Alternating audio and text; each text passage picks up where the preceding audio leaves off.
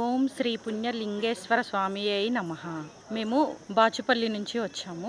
ఈ గుడి గురించి యూట్యూబ్లో చూసి వచ్చాము. ఇది చాలా బాగుంది. భారతదేశం మొత్తంలో ఉన్న అన్ని జ్యోతిర్లింగాల్ని ఒకే చోట ప్రతిష్ఠ చేశారు.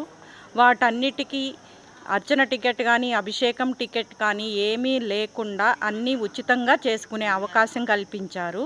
ఇంకొక విశేషం ఏమిటంటే మన స్వహస్తాలతో మనమే ద్వాదశ జ్యోతిర్లింగాలకి అభిషేకం చేసే అవకాశం కూడా ఉన్నది ఇక్కడ. ఇది చాలా అదృష్టం ఉంటేనే మనం ఇక్కడికి రాగలుగుతాము, చేయగలుగుతాము. ఈ గుడి వాతావరణం కూడా చాలా బాగుంది. ప్రశాంతంగా పొలాల మధ్యలో చాలా ప్రశాంతమైన వాతావరణంలో కట్టారు గుడి. అలాగే కపిల గోశాల కూడా చాలా ప్రసిద్ధి చెందిన గోశాల.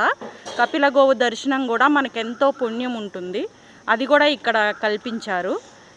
ఈ గుడి దర్శనం చేసుకున్న తర్వాత మనసుకు చాలా ప్రశాంతతగా అనిపించింది.